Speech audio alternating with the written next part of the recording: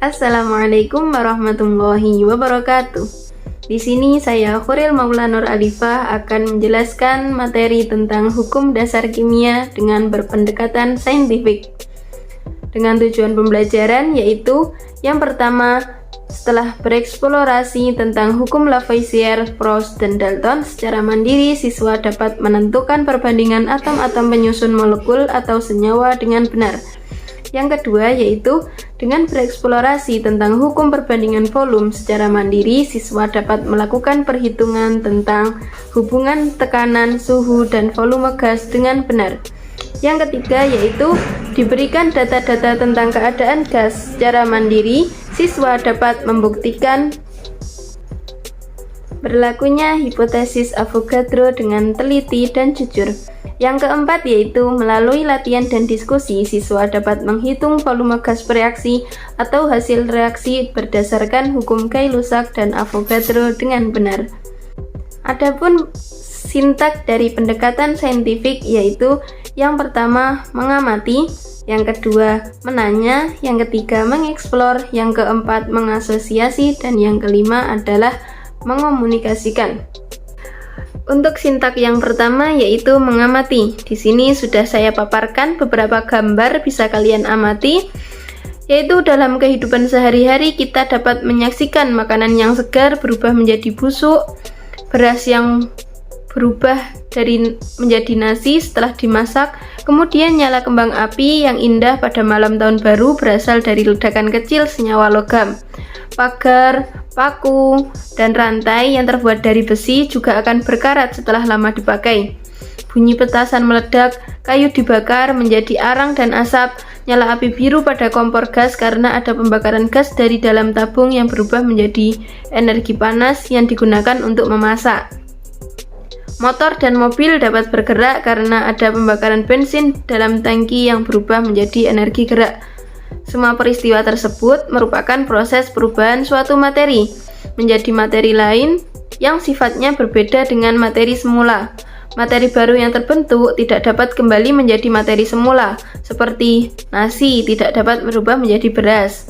Makanan basi tidak dapat menjadi makanan segar kembali.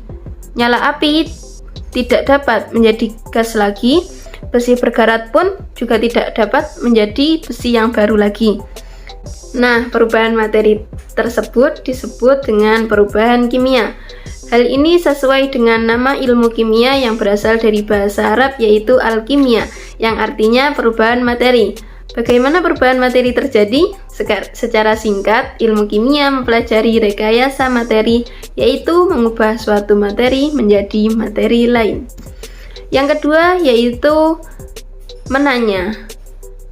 Secara lengkap, ilmu kimia adalah ilmu yang mempelajari tentang jawaban atas pertanyaan apa, mengapa, bagaimana, gejala-gejala alam yang berkaitan dengan komposisi, struktur, sifat, perubahan, dinamika, dan genetika zat.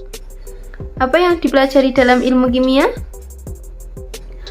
Nah, kemudian kita lanjutkan ke sintak yang ketiga yaitu mengeksplor.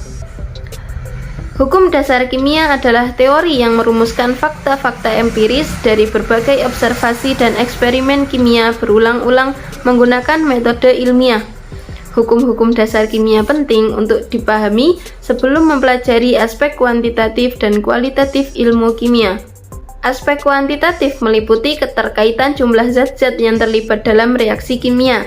Sedangkan aspek kualitatifnya yaitu meliputi penentuan zat. Pada materi ini kita akan membahas mengenai hukum dasar kimia yang meliputi hukum-hukum yang mendasari perhitungan kimia. Untuk yang pertama yaitu hukum kekekalan massa atau hukum Lavoisier.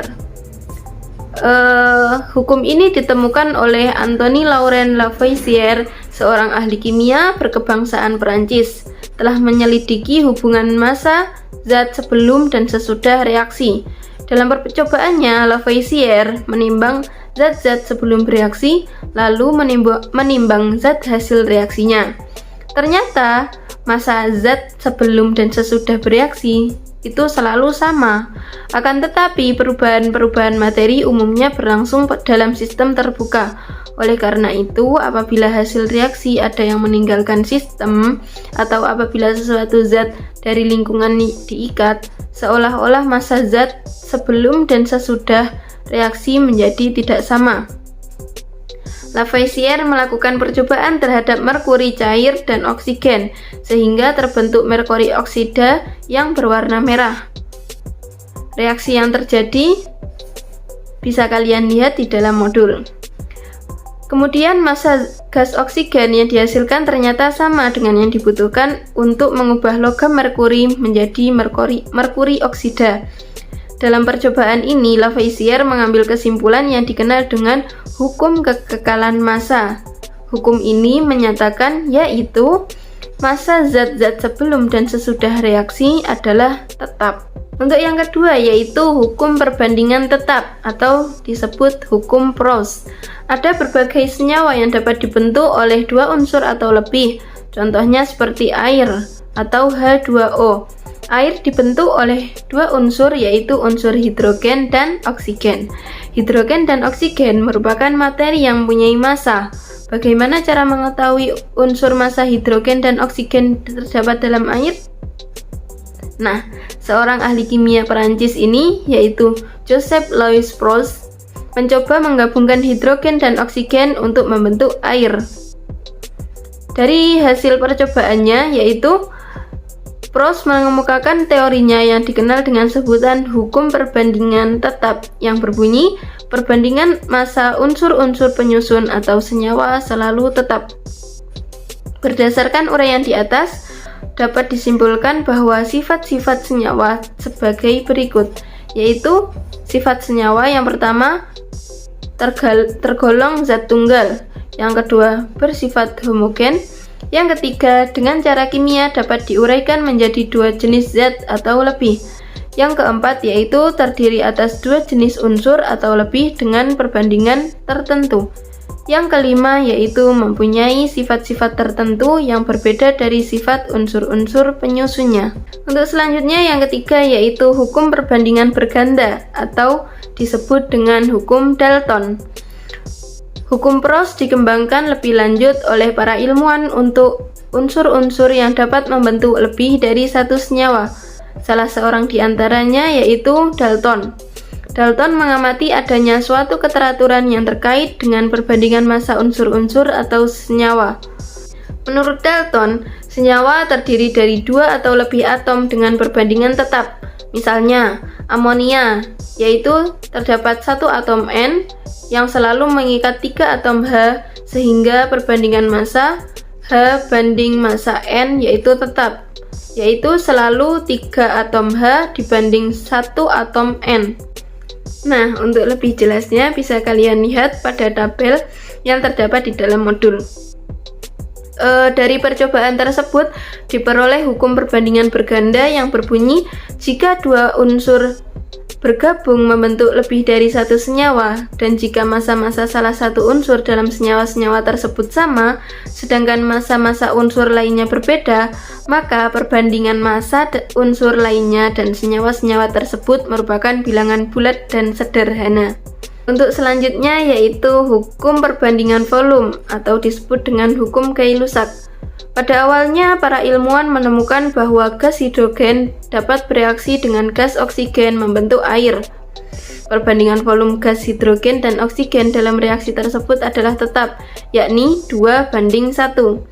Pada tahun 1808, ilmuwan Perancis yaitu Joseph Louis Gay-Lussac berhasil melakukan percobaan tentang volume gas yang terlibat pada berbagai reaksi menggunakan beberapa macam gas.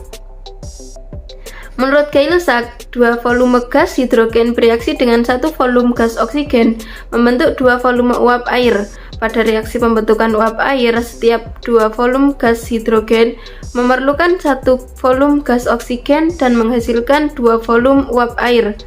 Hal ini bertujuan untuk menghasilkan reaksi yang sempurna. Berdasarkan percobaan yang dilakukan oleh Gay-Lussac, yaitu perbandingan volume gas yang bereaksi dari hasil reaksi ternyata berbanding sebagai bilangan bulat. Data percobaan tersebut sesuai dengan hukum perbandingan volume atau dikenal dengan hukum Gay-Lussac.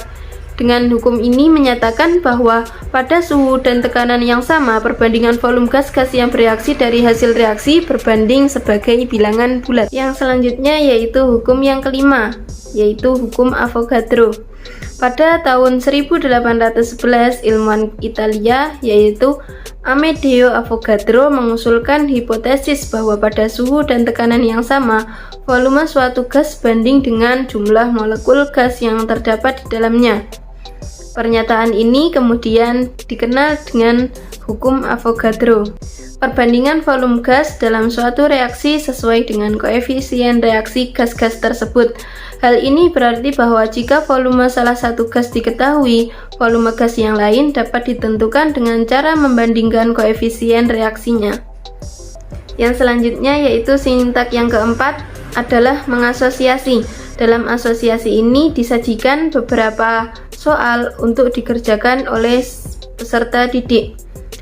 Untuk selanjutnya sintak yang kelima yaitu mengomunikasikan. Hukum dasar kimia adalah teori yang merumuskan tentang fakta-fakta empiris dari berbagai observasi dan eksperimen kimia berulang-ulang menggunakan metode ilmiah. Hukum-hukum dasar kimia penting untuk dipahami sebelum mempelajari aspek kuantitatif dan kualitatif ilmu kimia. Aspek kuantitatif meliputi keterkaitan jumlah zat-zat yang terlibat dalam reaksi kimia. Aspek kualitatif meliputi penentuan zat. Hukum dasar kimia yang dipelajari dalam materi ini meliputi yang pertama hukum kekekalan massa, yang kedua hukum perbandingan tetap, yang ketiga hukum perbandingan berganda, yang keempat hukum perbandingan volume, dan yang kelima adalah hukum Avogadro. Sekian penjelasan dari saya. Saya terdapat satu quote dari Al-Ghazali yaitu, "Bantinglah otak untuk mencari ilmu sebanyak-banyaknya, guna mencari rahasia besar yang terkandung di dalam benda besar bernama dunia ini. Tetapi pasanglah pelita dalam hati sanubari, yaitu pelita kehidupan jiwa." Sekian dari saya, kurang lebihnya mohon maaf. Wassalamualaikum warahmatullahi wabarakatuh.